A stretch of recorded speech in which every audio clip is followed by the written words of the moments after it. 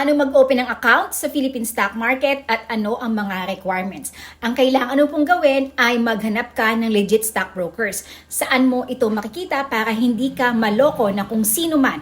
Ito ay makikita mo sa Philippine Stock Exchange website. Ilalagay ko yung link dito. Ang hahanapin mo ay trading participants and then online directory.